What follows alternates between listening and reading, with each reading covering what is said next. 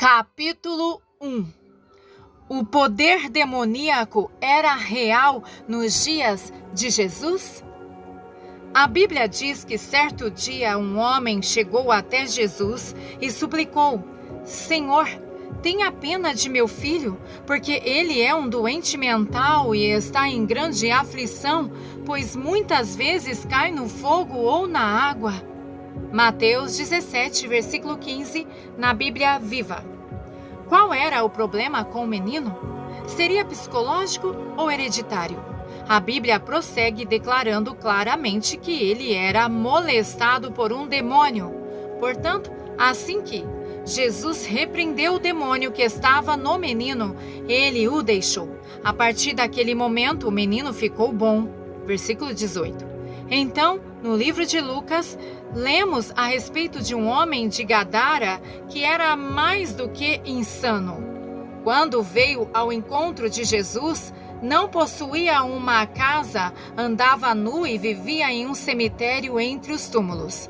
Os demônios assumiam o controle do homem com tanta frequência que, mesmo que ele estivesse impedido por correntes, simplesmente as quebrava em pedaços e fugia para o deserto, totalmente sob o poder dos demônios. Quando os ataques e acessos da atividade demoníaca se manifestavam nele, se lançava de encontro às rochas, até que seu corpo ficasse coberto por ferimentos abertos e sangrando. Quando Jesus perguntou a este demônio qual era o seu nome, ele respondeu: Legião, porque eram muitos. Lucas 8, versículos 27 ao 31. Muitas pessoas em nossa moderna, sofisticada sociedade do século XX poderia dizer: o pobre homem provavelmente tinha um grave desequilíbrio hormonal, ou eu sei que este tipo de comportamento é o resultado de uma infância traumática, entre aspas, ou ainda, eu acho que ele simplesmente nasceu de uma semente ruim. Entretanto, não é isso que a Bíblia diz. A Bíblia declara que era a obra de um espírito demoníaco. A palavra de Deus prova que aquele homem não era simplesmente fruto de uma semente ruim, com problemas químicos, porque quando ele foi liberto de todos aqueles espíritos imundos, imediatamente tornou-se um notável evangelista. Lucas, capítulo 8, versículos 33 ao 39. Lucas relata que a sua vida tornou-se um testemunho tão miraculoso que a mesma multidão que havia expulsado Jesus da cidade, mais tarde estava esperando para encontrar-se com ele. Versículo 40. Nós poderíamos continuar provando através de casos e mais casos que o poder demoníaco era real nos dias de Jesus, e não apenas era real, como também atormentava, oprimia, possuía, molestava e controlava severamente muitas pessoas dos tempos bíblicos. Os demônios causavam surdez, cegueira e outras incontáveis aflições que destruíam as mentes e corpos não apenas dos pagãos, mas também do próprio povo de Deus. Subtítulo: O poder demoníaco é real hoje? Agora eu gostaria que você me acompanhasse numa pequena jornada imaginária. Vamos entrar em uma das instituições para doentes mentais, como as que se acham espalhadas em muitas das nossas cidades. Eu quero que você dê uma boa olhada à sua volta enquanto caminhamos para dentro. Há uma mulher que vem nos cumprimentar à porta. Ela está usando um uniforme branco e traz grandes chaves penduradas na cintura. Não vamos nos iludir acerca do que aquelas chaves destrancam. Elas destrancam cinzentas portas de aços, frias e pegajosas, que abrigam seres humanos exatamente iguais a você e a mim. Pessoas que estão enjauladas por detrás de barras. E você olha para dentro de uma daquelas jaulas e o que vê? Vê uma pessoa igual a você, agachada junto às sólidas paredes de concreto. Nestas paredes, você pode ver reentrâncias com a profundidade de um dedo, que foram feitas por sangrentas mãos humanas. Depois caminhamos para o lugar onde eles mantêm os casos graves. Há um homem ali, esquálido e pequenino, e estão sendo necessários 5 homens para colocarem este ser humano dentro de uma camisa de força. Isto soa familiar? Quem sabe exatamente como alguém que você encontrou no país de Gadara na Bíblia? Responda-me, onde é que você pensa que ele conseguiu esta força sobre-humana? Enquanto observamos, vemos que foi preciso um enfermeiro que pesa cerca de 113 quilos para controlar cada um dos seus braços e 2 mais para segurar seu corpo e suas pernas. Enquanto isso, um outro homem tenta forçá-lo a entrar na camisa de força, a única coisa capaz de controlá-lo. Por quê? Porque este homem está possuído por um poder sobre-humano. O mesmo poder demoníaco sobre-humano que era tão real há mais de 2000 anos atrás é igualmente real hoje. Se você não acredita em mim, apanhe o seu jornal matutino e pergunte a si mesmo: o que faz com que o homem de 19 anos de idade estrangule uma bela jovem que ele jamais viu antes? O que faz com que uma jovem mãe pegue o seu bebê de 7 dias de nascido, soque-o dentro de uma lata de lixo, feche a porta e deixe-o ali para morrer? A Bíblia nos diz exatamente o que leva esta mãe a fazer isto. É o mesmo poder demoníaco que tentou matar aquele menino doente mental, atirando-o dentro do fogo. Novamente, poderíamos continuar passando por exemplo após exemplo dos dias atuais acerca dos poderes demoníacos, sem nem ao menos tocar a ponta do iceberg. Nos dias de Jesus, a realidade do poder demoníaco nunca foi questionada. As pessoas simplesmente sabiam da sua existência. A única coisa que os espantava era que finalmente houvesse alguém por perto que tinha poder sobre o diabo e podia fazer algo a respeito. Jesus lidou com todas estas medonhas situações emitindo ordens curtas. Como? Com poder e autoridade, ele ordenou a cada um destes espíritos imundos que saísse, e eles saíram. O público estava perplexo. Que nova doutrina é esta? Diziam, pois com autoridade ordena aos espíritos imundos e eles lhe obedecem. Marcos 1, versículo 27.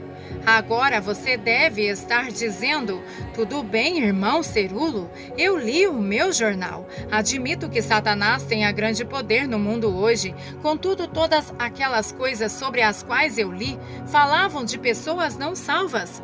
O diabo não pode fazer aquelas atrocidades com cristãos nascidos de novo. Nós estamos protegidos pelo sangue do Cordeiro. Jesus morreu a fim de salvar-nos de tudo aquilo.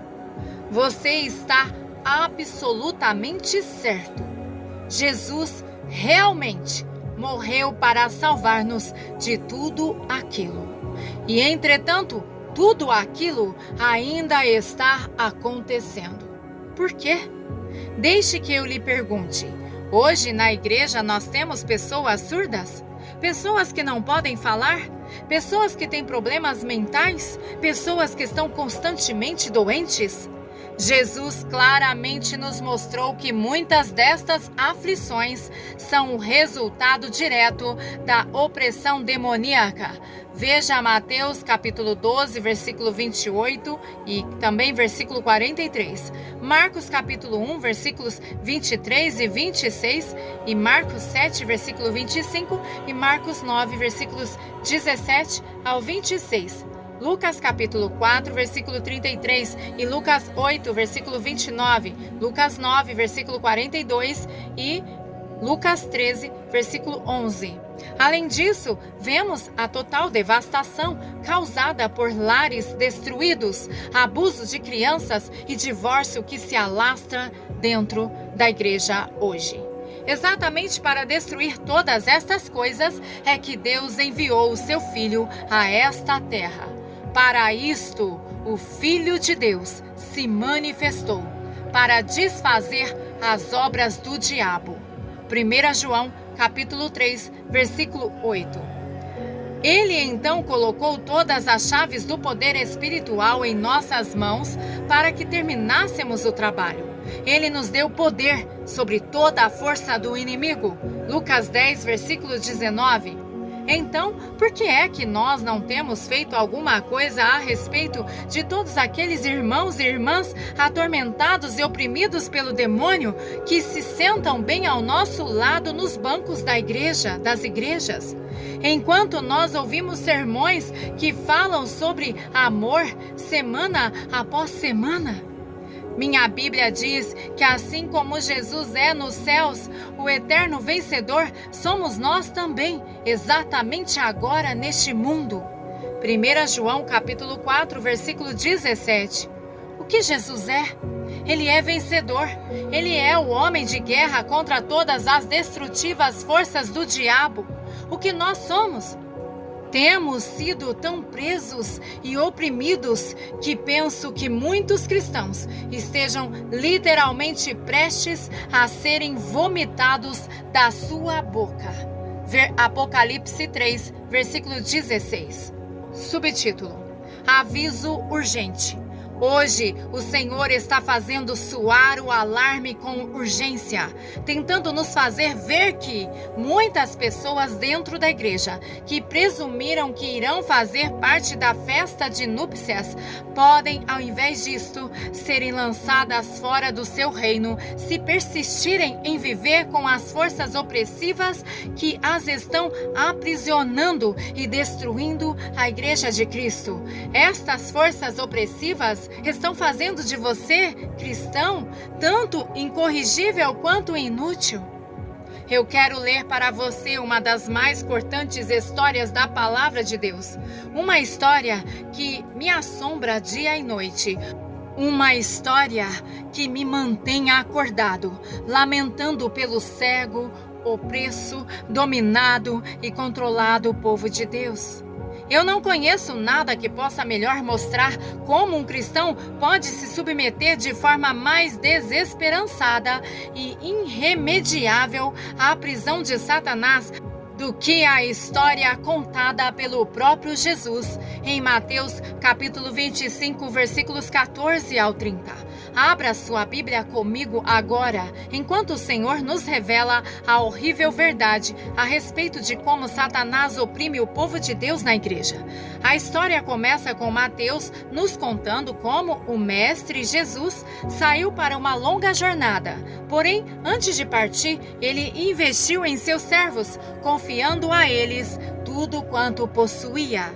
Leia esta dramática passagem das Escrituras comigo agora. Porque isto, o reino dos céus, é também como um homem que, partindo para fora da terra, chamou os seus servos e entregou-lhes os seus bens.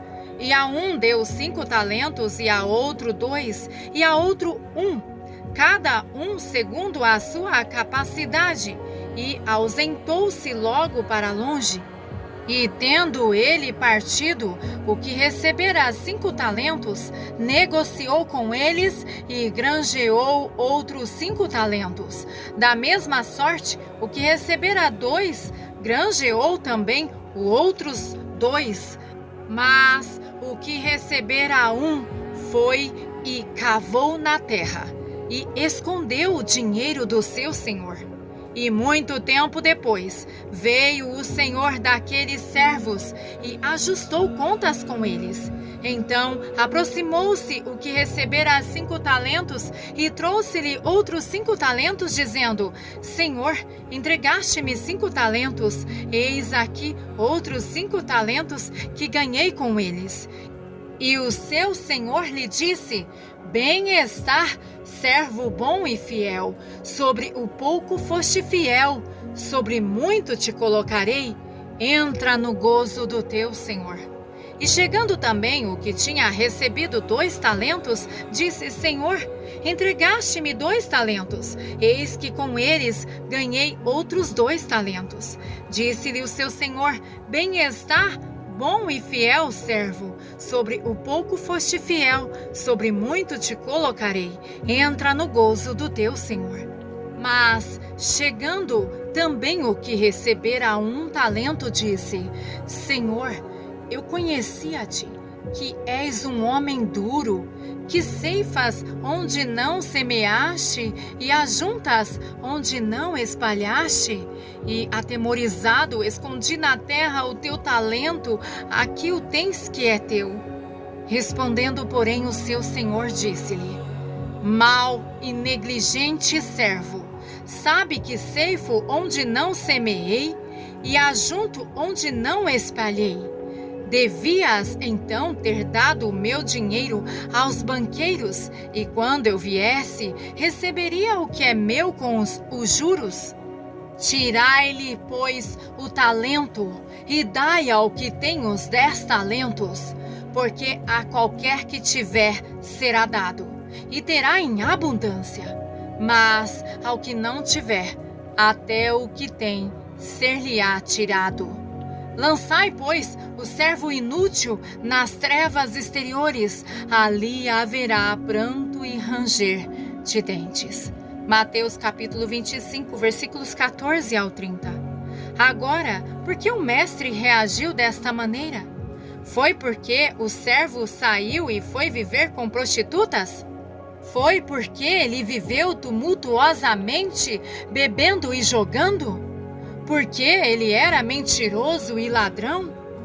Não, este homem havia sido escolhido para ser um servo de Cristo. Ele havia sido chamado a ser um membro do reino de Deus, tanto quanto você e eu somos. Contudo, ele foi expulso do reino porque permitiu que a sua vida em Cristo fosse controlada e dominada por um agente demoníaco específico do exército de Satanás. Sim, este homem estava literalmente sendo importunado e atormentado num tal nível que necessitava de libertação. Ele era tal qual tantas pessoas no mundo hoje, até mesmo cristãos, que são inúteis para Deus e se sentem desencorajados para fazer qualquer coisa a este respeito. Lembre-se de que esta parábola foi a forma de Jesus nos oferecer uma profunda verdade espiritual, alertando-nos sobre a principal armadilha de Satanás. Anteriormente, no livro de Mateus, Jesus nos alerta que nem todo aquele que clama Senhor, Senhor, irá viver com ele nos céus, mas somente aqueles que fazem a vontade do Pai. Mateus capítulo 7, versículo 21. Contudo, naquele dia final, este servo disse, em essência, ao mestre: tive medo. Fui e enterrei o teu talento na terra. Eu escondi as habilidades para ganhar almas que tu me deste, porque eu era governado pelo medo. Eu não pude fazer a tua vontade, porque o medo governava a minha mente, o meu espírito, as minhas emoções e as minhas ações. Eu estava com medo. Como você e eu, este servo tinha tudo o que necessitava para fazer a vontade de Deus. Ele fora chamado para o reino e totalmente equipado para aquilo que tinha de fazer. Ele tinha recebido a mesma habilidade, poder e relacionamento com Deus que os servos que receberam 2 e 5 talentos. Porém, naquele dia final, ele nada tinha para ir ao encontro do mestre, a não ser uma desculpa esfarrapada por não ter feito sua vida valiosa para Deus. Eu não conheço nenhum outro poder que possa subjugar você de maneira mais irremediável e inútil do que atar as suas mãos, cegar a sua mente, controlar, molestar e atormentar a sua alma como o espírito do medo. Subtítulo: O medo é um espírito. O apóstolo Paulo alertou a Timóteo, porque Deus não nos deu o espírito de medo, mas de fortaleza, de amor e de moderação. 2 Timóteo, capítulo 1, versículo 7. A palavra também nos diz que o medo tem consigo a pena. 1 João, capítulo 4, versículo 18. Portanto, uma vez que o medo é um espírito atormentador, nós sabemos que ele não vem de Deus. Se ele não vem de Deus, existe apenas uma outra origem de onde o medo possa vir, e ela é Satanás. É o objetivo do inimigo manter você oprimido pelo medo, para impedi-lo de fazer a vontade de Deus e colocar obstáculos para que você não seja usado por ele nos dons do Espírito. O medo é uma forma de Satanás nos manter confinados em nós mesmos. Quando Deus lhe concede um dom do seu Espírito para ser dado a outros, Satanás usa o medo para fazê-lo pensar: pode não vir de Deus. Provavelmente isso vem de mim e eu vou acabar me fazendo de tolo. É melhor refrear isto. O medo é também a ferramenta que o diabo usa para nos manter aprisionados às opiniões dos homens. Ficamos assustados pelo que as pessoas poderão pensar ou dizer a nosso respeito. Nos tornamos temerosos de não sermos aceitos em nossas denominações se formos até as últimas consequências por Deus. Eu não conheço nada que aprisione, aflija, atormente e nos impeça de fazer a vontade de Deus mais do que o medo. Quando comparecemos a uma reunião espiritual, Deus se move em nossos corações para ofertar a fim de que os perdidos sejam alcançados. Porém, assim que voltamos para casa, Satanás ataca. Você não pode ofertar aquela quantia, é muito. Você está simplesmente se tornando emocional. O que acontecerá se você tiver um câncer ou perder o seu emprego? Você tem tão pouco dinheiro no banco. O medo ataca e Deus é roubado. Satanás obteve a vitória. A porta agora está aberta para que o inimigo entre e coloque obstáculos às gloriosas promessas de Deus. O profano espírito do medo assume o controle. O reino sofre. Lembre-se de que o julgamento começa pela casa de Deus. 1 Pedro capítulo 4, versículo 17. Se você falha em derrotar o espírito de medo, o que vai dizer quando estiver diante de Deus? Eu não quero que você fique diante do Mestre e ouça o que o servo imprestável ouviu. Jesus disse a ele: apartai-vos de mim, e ele foi lançado nas trevas exteriores. Nós devemos ser governados pelo amor ao nosso Senhor e jamais pelo medo. O livro de Eclesiastes nos diz: quando a Deus fizeres algum voto, não tardes em cumpri-lo, porque não se agrada de tolos aqueles que insensatamente escarnecem dele. Eclesiastes capítulo 5, versículo 4. O que votares, paga-o. Salmo 50, versículo 14, Salmo 76, verso 11 e Salmo 66, versículos 13 e 14. Melhor é que não votes, do que votes e não pagues. Eclesiastes capítulo 5, versículo 4, Provérbios 20, versículo 25 e Atos capítulo 5, versículo 4. Vamos nos determinar, cada um de nós hoje, a vencer todo o medo, a fim de podermos glorificar a Deus, dizendo triunfalmente a Ele: a Ti, ó Deus, espera o louvor em Sião, e a Ti se pagará o voto. Salmo 65, verso 1. Amado, é tempo de colheita. Não se trata de um treinamento contra incêndio, é a coisa real. Jesus está voltando. Vamos todos colocar as nossas casas em ordem rapidamente e, usando todos os recursos à nossa disposição, avançarmos tendo total vitória nele. Subtítulo: O medo governa os servos de Deus hoje. Este imprestável servo estava com medo de usar os recursos que Deus lhe dera e recusou-se a usar as ferramentas que Deus pusera à sua disposição a fim de que vencesse o medo. Entretanto, por mais triste que possa ser esta história, não é nada comparada ao que está acontecendo com os servos de Deus hoje. Se você não acredita em mim, simplesmente leia algumas das centenas de cartas que eu recebo de cristãos todas as semanas, cristãos cujas vidas são infrutíferas e se encontram totalmente amarrados pelo espírito de medo. Um amigo escreve: Irmão Morris, eu tenho agora fobia, um medo anormal de lugares públicos. Sou salvo há mais de 3 anos, mas Deus ainda não me curou.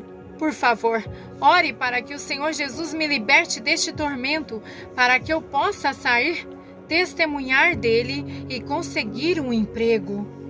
Agora veja a maneira pela qual Satanás mantém outra querida cristã tão paralisada pelo medo que ela é totalmente incapaz de cumprir a vontade de Deus para a sua vida. Ela declara: Querido irmão Cerulo e Teresa, por favor, me ajudem. Eu não posso lutar com este problema que já ocorre há 3 anos e vem se agravando. Eu realmente necessito de socorro, porque eu passo pelos momentos mais difíceis quando tenho que manter contato visual com alguém. Por causa disto, eu tenho medo das pessoas. Eu acho extremamente difícil manter a amizade com quem quer que seja. Até mesmo o meu relacionamento com o meu marido está abalado e eu tenho problemas para me comunicar com meu filho. Eu não tenho amigos. Existem pessoas que desejam a minha amizade, mas não me sinto capaz de liberar a minha amizade para elas. Eu me retraio com uma expressão esquisita nos meus olhos e com maneiras tímidas e medrosas. É um sentimento tão impotente que me subjuga. Eu praticamente tenho que me forçar para ir a qualquer lugar. Não faz muito tempo pedi a Deus que me pusesse no meu coração um peso por pessoas de forma que eu pudesse ir ao encontro delas e me doar. Bem, louvado seja Deus que o peso está presente, mas o problema é que sempre aparece uma oportunidade para que eu não procure as pessoas e entro em pânico. Fico aflita e encontro dificuldade até mesmo para olhar para elas. O que é isto? Sei que Deus não me criou desta maneira. Existem pessoas necessitadas em toda a parte e aqui estou eu, simplesmente desperdiçando a minha vida. Eu espero que o teu coração esteja sentindo diante do desespero desta vida. Ou estes mesmos medos poderiam ser seus. Contudo, a palavra de Deus ordena que devemos e podemos nos levantar e vencer os nossos temores. Todos aqueles que não vencerem serão lançados no lago de fogo, juntamente com todos os imprestáveis agentes de Satanás. Mas, quanto aos covardes, aos incrédulos, aos medrosos, aos abomináveis, aos homicidas, aos fornicadores e aos feiticeiros, aos idólatras e a todos os mentirosos, a sua parte será no lago que arde com fogo e enxofre, o que é a segunda morte. Apocalipse 21, versículo 8. Eu sei que esta não é uma passagem que a maioria de vocês sublinhou em suas Bíblias. Contudo, ela é tão verdadeira quanto todas as outras promessas sobre prosperidade, saúde e felicidade que nos são tão caras. Creia-me, se a palavra de Deus afirma algo, nós só temos 2 escolhas. Podemos levá-la muito a sério ou cair no engano. O que você vai escolher? E a qualquer que muito for dado, muito se lhe pedirá, e ao que muito se lhe confiou, muito mais se lhe pedirá. Lucas capítulo 12, versículo 48. O que você vai dizer? Sim, Senhor. Eu obedeci cada ordenação tua. Eu tomei de cada ferramenta que me deste. Venci os medos e fui vitorioso por ti. Ou Eu era do tipo tímido, por isso nunca testemunhei, mas eu toquei piano na escola dominical. Não foi suficiente? Ou eu tinha medo que, se desse o dízimo, não iria ter o bastante para mim mesmo. Eu tinha medo de confiar em ti para suprir-me. Logo, qual era a desculpa para o medo do servo inútil? Medo de ser roubado. Ele disse ao Senhor: Patrão, eu sabia que o Senhor era um homem cruel e fiquei com medo que me roubassem o que eu ia ganhar. Portanto, escondi o seu dinheiro na terra. Mateus capítulo 25, versículo 25. E quanto a você? Você está preso pelo medo de ofertar, temendo que o Senhor possa lhe pedir mais ou que a fonte venha a secar? Muitos de vocês estão de tal forma presos pelo medo que temem receber a cura de Deus. Tantos são iguais à pequenina mulher que se aproximou de mim num encontro no oeste da Virgínia, cocheando, apoiada em 2 grandes bengalas. Eu disse a esta senhora: em nome de Jesus, deixe cair estas bengalas. Ela respondeu: não posso fazer isto. Por que não? Porque eu tenho medo de cair. Nesta altura, impus as mãos sobre ela e expulsei o espírito de medo em o nome de Jesus. Então, agarrei aquelas 2 bengalas e as puxei, enquanto ela mantinha os olhos fechados. Então, dei-lhe um pequeno empurrão e disse: agora vá andando. Ela só tinha 2 alternativas. Uma era cair, a outra andar. Ela decidiu que poderia andar e foi totalmente curada. Porém, existem muitos que decidem o contrário. Eu lhe digo, grande parte da igreja hoje está sendo governada pelo espírito de medo. Por causa disto, centenas de milhares de cristãos que pensam estar conformes ao Senhor estão se afundando rapidamente no servilismo inútil. E isto inclui pastores, ministros e evangelistas. Sim, o espírito de medo não está apenas governando os bancos, ele também está no púlpito. Amém.